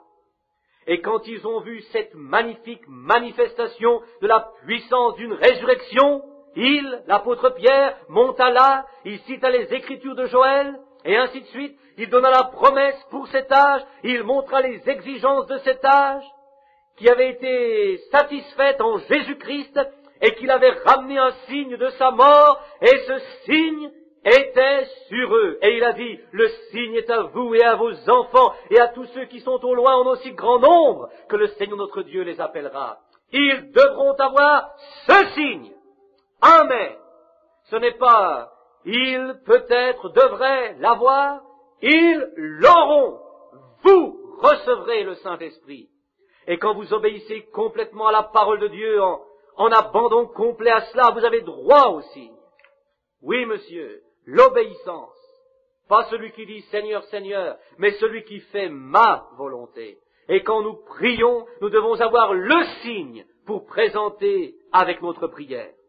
Tout exactement comme nous le faisons lorsque nous allons à la station d'autobus et vous dites, je veux un voyage. Où allez-vous? À tel et tel endroit. Vous devez avoir le ticket. Si un ticket est requis, vous devez avoir le jeton. Vous dites, eh bien, attendez une minute, je suis Monsieur Jones. Maintenant, laissez. Cela ne fait aucune différence. Vous devez avoir le jeton. Eh bien, je vais vous dire, je suis pressé pour aller à mon travail. Je n'ai pas le temps de m'amuser. Eh bien, soit vous avez le jeton, ou vous n'aurez pas le jeton. Si vous n'avez pas le jeton, vous ne voyagerez pas. Si vous avez un billet, vous allez ici prendre l'avion et vous dites, je veux aller à la ville de New York. Avez-vous un billet, un jeton? Vous dites, eh bien, je vais vous dire, je ne l'ai pas, mais je suis un assez bon gars, je vous payerai un autre jour. Non, monsieur, vous avez le jeton, vous devez l'avoir dans votre main. Il doit être démontré, cela doit être. Oh, vous voyez ce que je veux dire? Vous devez l'avoir. Vous ne devez pas simplement y penser. Cela doit être le signe identifié. C'est exact. cela vous donne droit lorsque vous payez quand vous acceptez le prix qui a été payé. Oui, monsieur. Paul nous dit, parlant du sang, Paul nous dit que le sang parle. Vous croyez que le sang parle? Dans Genèse 4, verset 1 ou 4, 10, Dieu a dit à Caïn, il a dit, où est ton frère? Il a dit, son sang, sa voix, son sang, la voix de son sang, s'écrie contre toi. Maintenant, nous trouvons aussi dans le livre des Hébreux, le 12e chapitre et le 24e verset, dans le Nouveau Testament, le sang parle de choses meilleures. Le sang parle. Alors le sang a une voix. Et la voix du sang, c'est la parole. Alléluia. C'est ce qui fait que ce soit bien ou mal. La parole est identifiée par la voix du sang. La voix du sang est le Saint-Esprit. Cela amène la vie. C'est la vie. Et cela amène la vie à la parole. Et la vivifie. Amen, amen, amen. Certainement le sang parle. Cela parle d'une chose meilleure. L'Ancien Testament, le sang parlait de culpabilité. Dans le Nouveau Testament, cela parle de rédemption. Dans le Nouveau Testament, cela parle de résurrection et de vie. Cela parle de guérison, cela parle de joie, cela parle de puissance, cela parle de vie, cela parle du ciel. Et le même sang qui fut versé sur le sol, qui s'écria à son frère mort ou appela après plutôt son frère qui l'avait tué, le sang de Jésus-Christ couvre tous nos péchés. Il parle de paix et de résurrection et de puissance et de vie et de guérison et toutes les bénédictions de la rédemption pour lesquelles le sang fut versé, cela parle pour nous. Certainement, le sang parle. Oh my! Nous devons croire pour nous-mêmes, comme ils l'ont fait là-bas en Égypte, et aussi pour notre maison, comme ils ont fait en Égypte, à Jéricho, et ainsi de suite. Et nous découvrons, j'ai écrit une écriture ici, dans Actes 16, 31, où le centurion romain allait prendre sa propre vie, il allait se poignarder à mort, et Paul lui a dit, crois au Seigneur Jésus-Christ, et toi et ta famille seront sauvés. Cela doit être une maisonnée. Qu'est-ce qui a fait tant de petits-enfants? Qu'est-ce qui fait que tant de femmes sont sur la rue? Qu'est-ce qui fait tant de délinquance juvénile? C'est parce que nous ne sommes pas capables de placer notre famille sous le sang. Certaines gens disent, eh bien, j'appartiens à l'église, maman elle est là, et je fus consacré là-bas quand j'étais un bébé. Vous devez manifester le signe. Oui, monsieur, débarrasser toutes les ordures du monde, toutes les choses du monde, car vous ne pouvez pas aimer les choses du monde, toute votre incrédulité dans la parole de Dieu. Rappelez-vous, il a promis ces choses dans les derniers jours. N'importe quoi dans votre vie qui est contre cela, sortez cela et préparez-vous et faites entrer le signe. Ensuite, appliquez le signe en prière, avec consécration, soyez convaincus, concernés à propos de cela. Si nous pouvions lire ici Éphésiens 2.12, ce serait saisissant pour nous. Remarquez, servez le Dieu vivant, avec des signes vivants, des ordonnances vivantes. Hébreux 9, 11, 14 nous dit la même chose. Et nous ne servons pas des articles morts. Nous ne faisons pas ni des oracles. Nous servons le Dieu vivant, avec des signes vivants.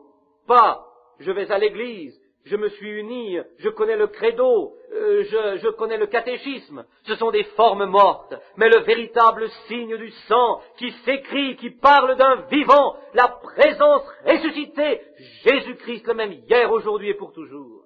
Cet exact vivant maintenant parmi nous. Amen. Cela parle mieux. Pas de forme morte et de credo, mais un signe vivant d'un Christ vivant qui vit en nous. Non, il renie qu'il existe une telle chose, mais nous savons que c'est vrai. Mais nous qui croyons la parole, nous savons que Dieu l'a promis et il garde ses promesses. Sachez que c'est sa présence vivante, car il fait comme il a fait. Si c'est en vous et que vous dites, eh bien, je ne vole pas, je ne mens pas, eh bien, c'est tout simplement quelque chose que vous pouvez cesser. Vous pouvez vous arrêter de voler, vous arrêter de mentir. Un bon homme moral fait cela. Je garde les 10 commandements. Ils ont fait cela avant même que Jésus ne meure. Oui. Mais la chose est que Christ vit en vous. Hébreux 13.8, il est le même hier, aujourd'hui et pour toujours, prouvant que Dieu l'a ressuscité des morts pour nous, des morts selon sa parole promise. C'est une identification que Jésus-Christ est vivant ce soir. Nous acceptons son sang de sacrifice, qu'il a donné sa vie. Le sceau du signe du Saint-Esprit est notre promesse. Éphésiens 4:30 dit, n'attristez pas le Saint-Esprit de Dieu par lequel vous êtes scellés jusqu'au jour de votre rédemption. Étant baptisés par ce signe dans le corps de Christ. 1 Corinthiens 12. Maintenant nous sommes sujets aux dons du Saint-Esprit qui sont en cela. Le monde ne croit pas aux dons. L'Église ne croit pas aux dons. Mais la parole de Dieu dit qu'il y a des dons. Et cela prend seulement ce signe pour identifier ces dons. Absolument. Et en lui est toute la plénitude. En lui est toute la plénitude de Dieu, toute la plénitude de la promesse. Et quand nous sommes baptisés en lui, nous avons chaque promesse que Dieu a faite étalée là sur le bout de nos doigts. Aucun péché n'est là, aucune mort n'est là. Et même la maladie ne peut pas rester dans sa présence. Si Satan alors place ses mains sur vous, essaye de vous tenter dans quelque chose, tenez votre signe dans vos mains et montrez-le que vous êtes un produit racheté de Jésus-Christ. Amen. Laissez votre foi sans adultère brandir ce signe-là et dites, je suis un produit que Jésus-Christ a racheté. Amen. La maladie s'envole. Qu'est-ce qui a fait disparaître cette grosse tumeur dans mon épouse hier? Il y a juste quelques jours, elle était prête pour la table d'opération. Maintenant, elle ne peut même pas trouver une chose. C'est à cause de la puissance de la résurrection de Jésus-Christ, ce signe de Dieu qu'il vit encore. Cela l'a détruit. Pourquoi ces choses arrivent-elles? C'est parce que Dieu l'a promis.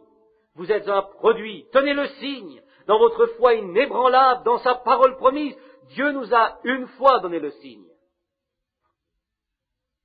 En terminant, je ne vais pas vous garder trop longtemps, nous allons essayer de sortir pour 9h30. Dieu a donné un signe au monde une fois, c'était un arc-en-ciel. Il leur a donné un signe qu'il ne détruira plus jamais le monde par l'eau. Et il est resté fidèle à ce signe. Amen. Il n'a jamais échoué de le manifester. Dieu a fait un signe. Il a dit, je vous donnerai un signe. Et quand je vous promets ceci, chaque fois que la pluie viendra, je vous montrerai ce signe. Et Dieu, quand il fait un signe, il le manifeste, car c'est ce qu'il a promis de faire. Et il s'attend à ce que nous fassions la même chose. Il resta fidèle à jamais à son signe.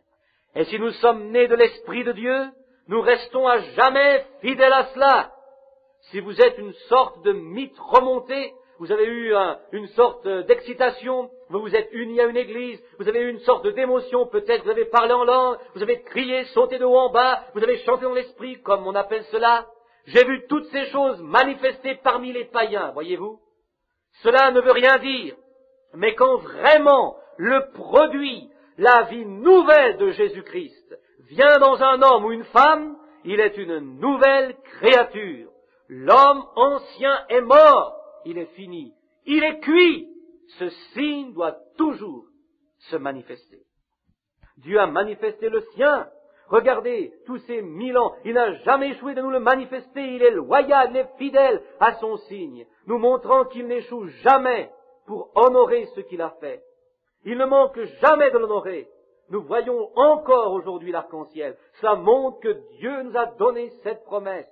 Et il a dit que ce serait de cette manière et jamais il ne manque d'honorer sa parole. Il honorera toujours sa parole. Il le prouve en cela. Chaque signe qu'il a donné, il garde sa parole. Ô Dieu, il nous a promis un signe. Et quand je verrai le sang, je passerai au-dessus de vous. Et le sang sera pour vous un signe. Ô pécheurs ce soir, comment pouvez-vous vous éloigner de ce lieu sans être sous ce signe? Comment pouvez-vous prendre une chance en pensant être membre de n'importe quelle église ou de rien d'autre? Comment pouvez-vous assumer faire une chose pareille, voyant que nous vivons dans un temps où il n'y a plus aucun espoir en politique? Il n'y a plus d'espoir pour le futur. La seule chose établie, c'est la venue de Jésus-Christ, la venue de Christ pour prendre son Église. Alors comment pouvez-vous vous éloigner avec bon sens de ce sous-sol, sortir de cette Église ou de quelque part, et faire confiance dans un certain credo ou quelque chose que vous avez récité, cela ne montre aucune marque du signe de vie et de Jésus-Christ arrivant et produisant le même hier, aujourd'hui et pour toujours, manifestant sa parole comme il a promis de le faire. Et ensuite vous vous tenez là et vous dites, le temps des miracles est passé. Comment cela pourrait-il être avec le signe même de Dieu lui-même dans votre vie? Dieu manifeste son signe maintenant, et il demeurera jamais fidèle à cela. À l'heure de votre mort, les anges de Dieu viendront et ils vous transporteront de la mort, et avant que le grand jugement frappe le monde. Et nous lisons ici dans Saint Jean 5, 24, « Celui qui entend mes paroles ». Maintenant, la vraie traduction de cela n'est pas « celui qui entend ». Ça, c'est la King James. Mais la vraie traduction dans Hébreu, en cela, c'est ceci. Celui qui reçoit ma parole.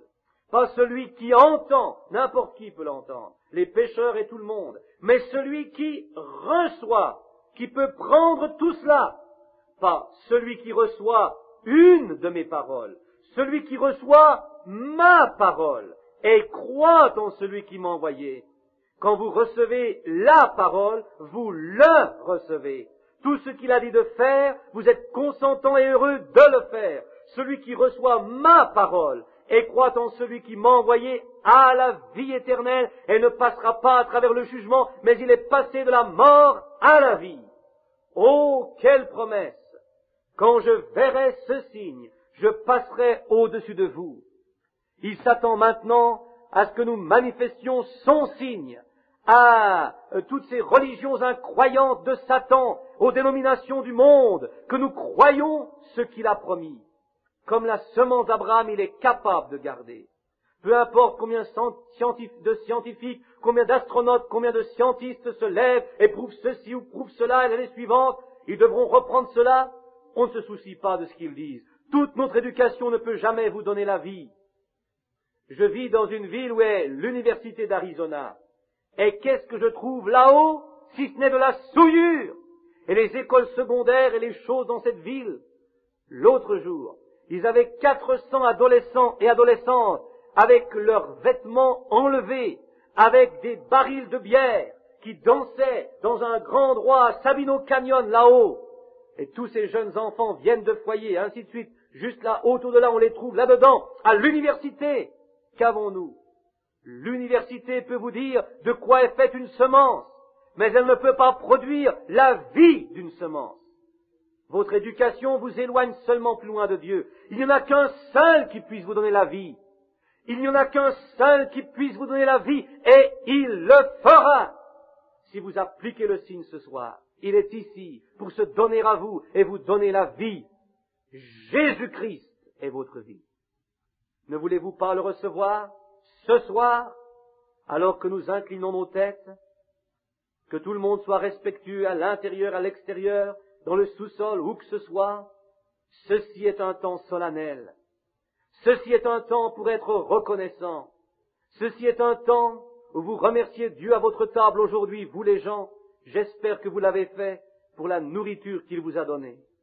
La substance morte, quelque chose est mort afin que vous puissiez vivre et vous remercier Dieu pour l'élever pour vous afin que vous viviez par cela. Maintenant, ce soir, pourquoi n'acceptez-vous pas la vie naturelle qui doit retourner avec la substance morte à la terre, mais pourquoi n'acceptez-vous pas la vie éternelle? Où là, il donna quelque chose, il l'a élevé, son propre Fils, afin que vous soyez conformes à sa propre image, par le renouvellement de votre esprit, pour enlever le vôtre et pour recevoir le sien, qui est le signe que vous avez la vie. Et il passera par-dessus vous, et il vous ressuscitera au jour de la résurrection. Oh, ceci sera alors vraiment Thanksgiving, l'action de grâce. Ceci montrerait votre gratitude à Dieu qui a fait un chemin pour vous et qui a placé la vie éternelle devant vous sur sa propre table. Il vous invite à cela ce soir. Comment pouvez-vous refuser cela? Comment pouvez-vous vous asseoir à la table, être reconnaissant pour les aliments naturels, dans une tradition que nos ancêtres pèlerins ont faite en un jour d'action de grâce? Et pourquoi pas maintenant, tandis que c'est devenu si clair pour vous ce soir, par une simple petite manière de le prêcher, pourquoi ne l'acceptez-vous pas maintenant et dites, je veux cette sorte de vie, frère Branham. j'accepterai cela. Jésus est mort pour moi. Et moi, peut-être, je me suis joint à une église, j'ai eu un credo. Mais vraiment, de voir la vie de Christ tout simplement palpiter en moi jusqu'à ce que le monde soit mort et qu'il vive sa vie en moi comme il l'a vécu ici sur la terre, ça, je ne le vois pas, frère Branham. Et je veux la voir. Je veux être sûr. Vous n'avez pas les moyens de prendre une chance. Il est bien trop tard maintenant. Nous sommes arrivés trop tard pour prendre une chance. Recevons-le maintenant. Maintenant, je ne peux pas amener les gens à cet hôtel. Je ne veux pas le faire. Il n'y a pas assez de place ici, mais les appels à l'hôtel sont une tradition encore. Les appels à l'hôtel ont commencé dans les jours de Wesley.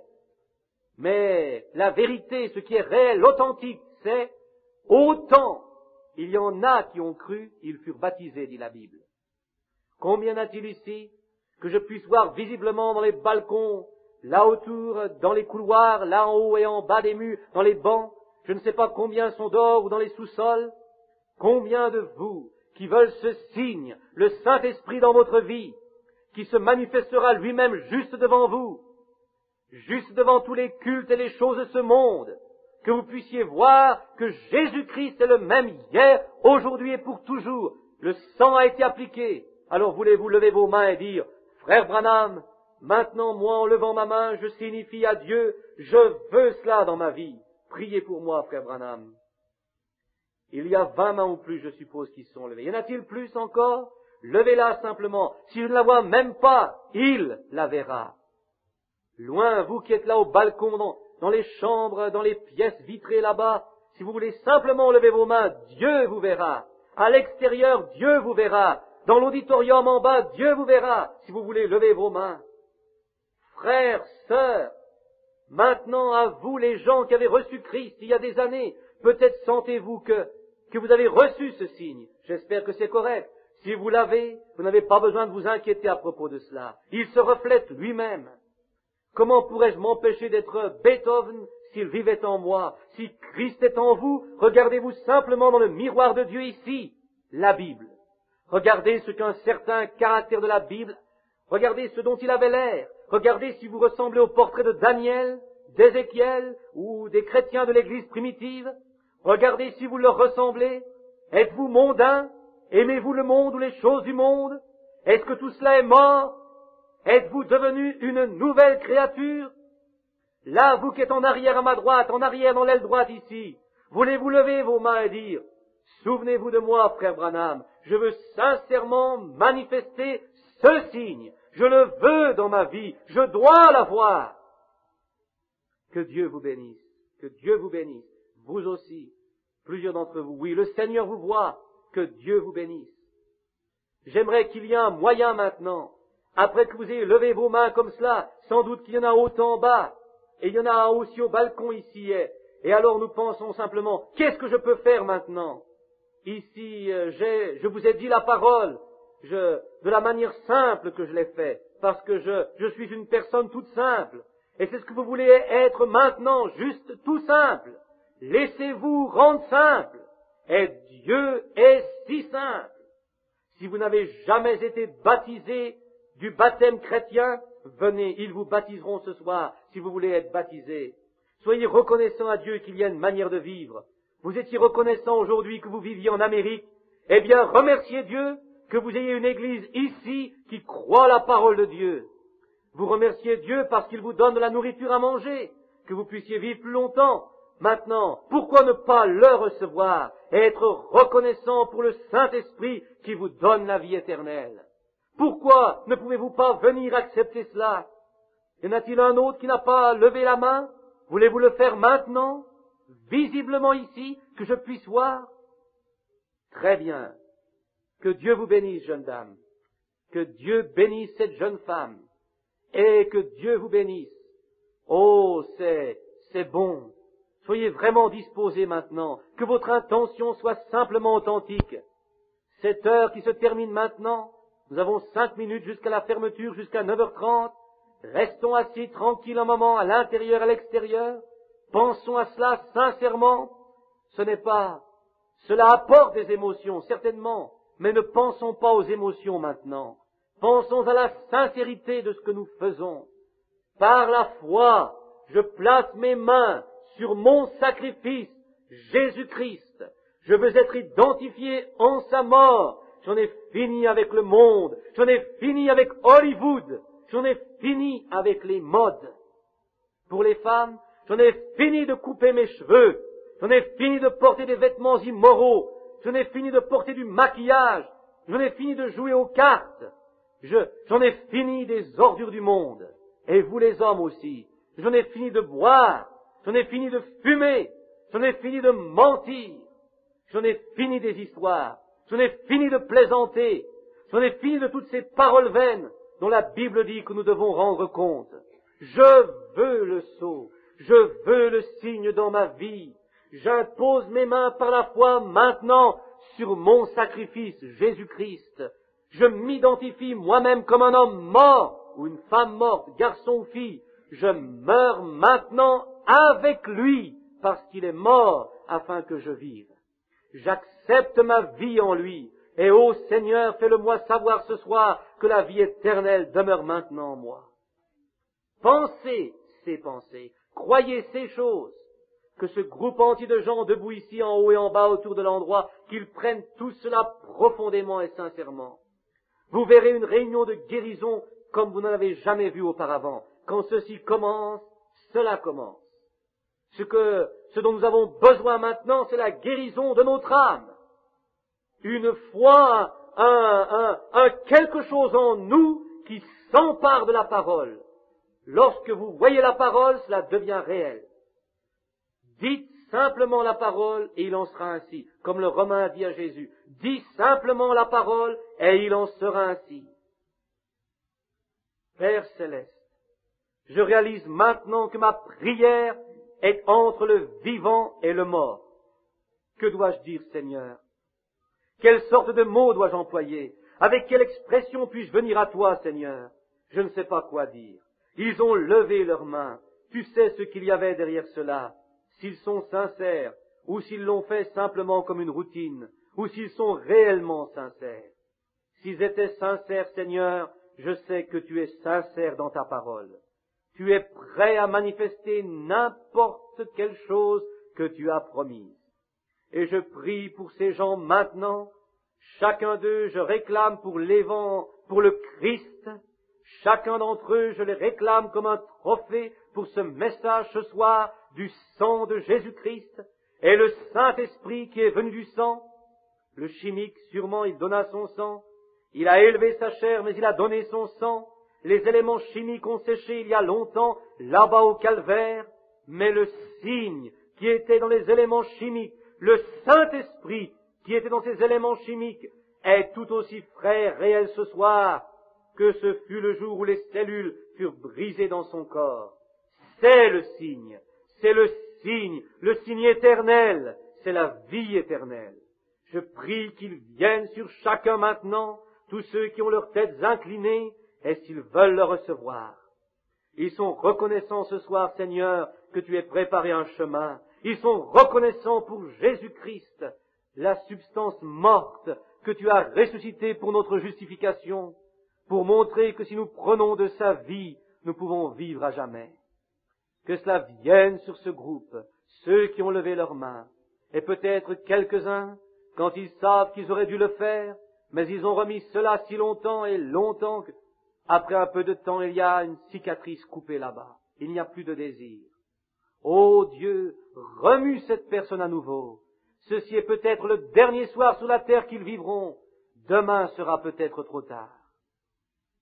Comment M. Kennedy savait-il que descendant la rue, riant, que la minute suivante il serait couché sur les genoux de sa femme, mort?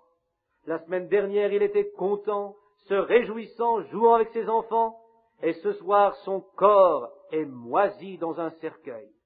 Un homme de renom, notre président, mais la mort ne respecte personne. Elle doit venir. Et maintenant, Seigneur, préparons-nous pour cette mort dans cette heure. Je l'accepte, Seigneur, à nouveau. Je m'allie moi-même à nouveau avec toi ce soir, Seigneur, alors que je me tiens à cette chaire, alors que j'ai parlé aux gens ce matin à propos de ta visitation sur le haut de la montagne, Seigneur Dieu. Je te promets à nouveau, laisse-moi vivre aussi longtemps que tu désires que je vive, et laisse-moi être fidèle au principe de cette parole. Que je vive ainsi jusqu'à ce que je rejette mes propres pensées, que je rejette ma propre vie et que je laisse la vie de Jésus-Christ se refléter à travers cela dans sa parole promise en ce jour. Et que cette grande promesse vienne sur tous ceux qui sont présents maintenant, car nous te le demandons dans le nom de Jésus-Christ. Avec nos têtes inclinées maintenant, chantons.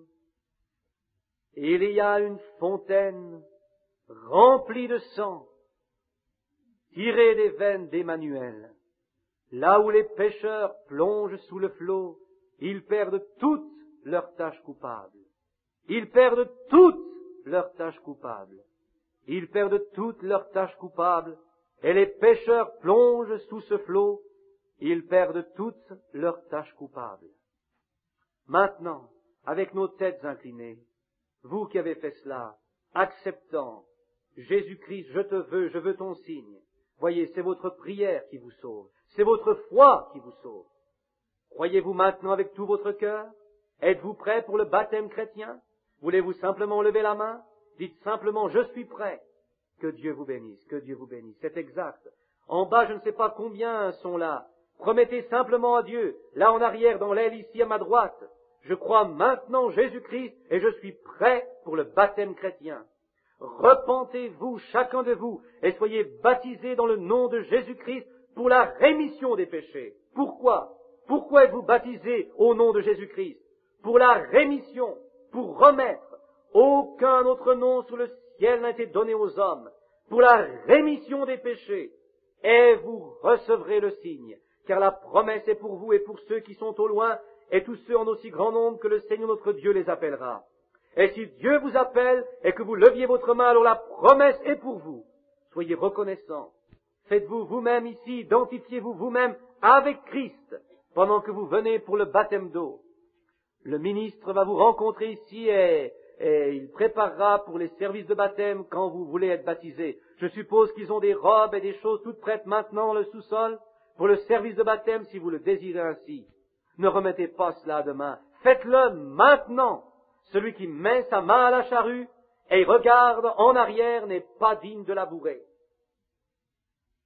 Espace non enregistré sur la bande de l'éditeur. Oh, ma foi regarde à toi. Sœur Anna Jean, si vous voulez accompagner au piano, le chant Ma foi regarde à toi, pendant qu'on se lève, debout sur vos pieds maintenant, alors que nous voulons rendre témoignage à Dieu, chacun de nous maintenant chantons ce vieil hymne de l'Église pour notre avenir, que si nous quittons ici ce monde avant la prochaine action de grâce, eh bien, le jour de l'action de grâce, que chaque jour de notre vie soit une action de grâce, que la parole vit encore, que nous sommes identifiés avec lui dans la mort, l'ensevelissement et la résurrection. Et maintenant, vous qui êtes en bas ou vous qui êtes en haut au balcon et vous qui êtes dehors dans les couloirs, quelqu'un vous rencontrera ici maintenant pour juste prendre votre demande pour le baptême d'eau juste dans quelques instants. Fermons nos yeux maintenant, levez juste vos mains pour notre offrande d'action de grâce à Dieu, vous qui êtes en bas ou en haut, partout, très bien, et chantons. Ma foi regarde à toi, ô agneau du calvaire, ô sauveur divin, entends-moi pendant que je prie, enlève tous mes péchés, ne me laisse jamais, et que dès ce jour je sois tout à toi.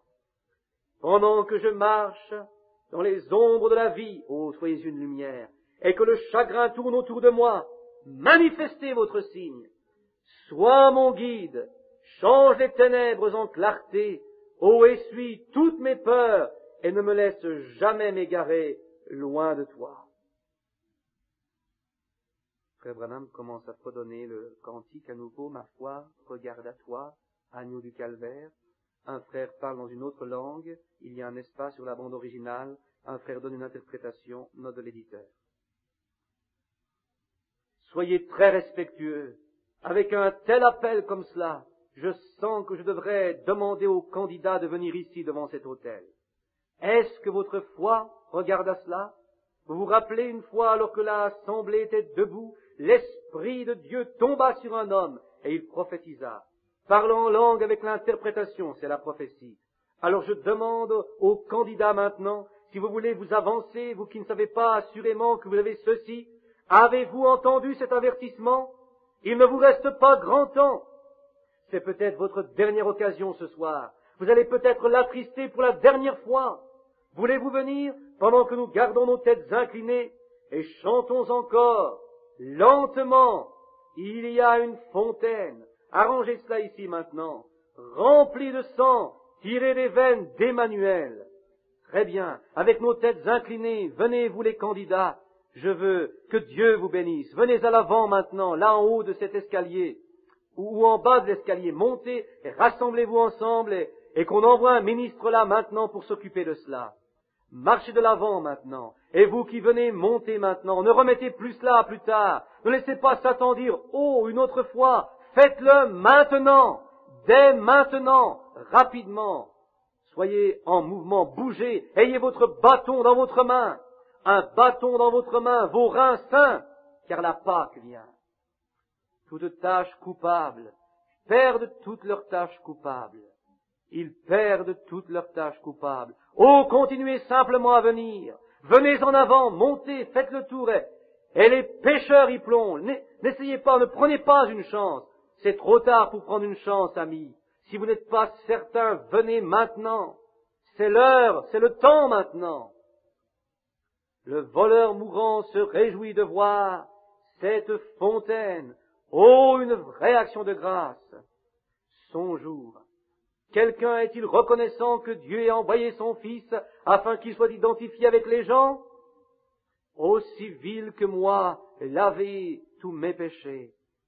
Laissez la dame descendre l'allée, c'est bien. Venez, sœurs. Lavez tous mes péchés. Lavez tout. Oh, quel temps maintenant. Oh, et que là, moi aussi vil que lui, que tous mes péchés soient lavés.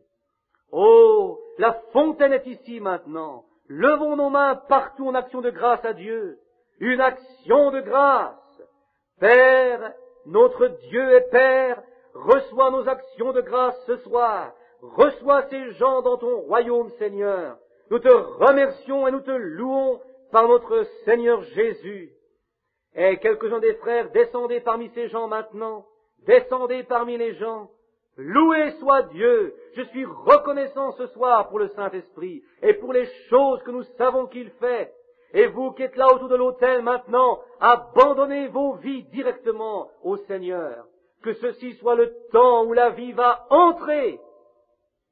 Ils perdent toutes leurs tâches coupables. Soyez simplement reconnaissants au Seigneur maintenant.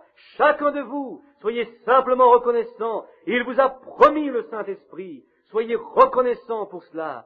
C'est ce qu'il faisait. Il remerciait Dieu, il le bénissait pour la promesse. Croyez-le maintenant. Frère Don, venez.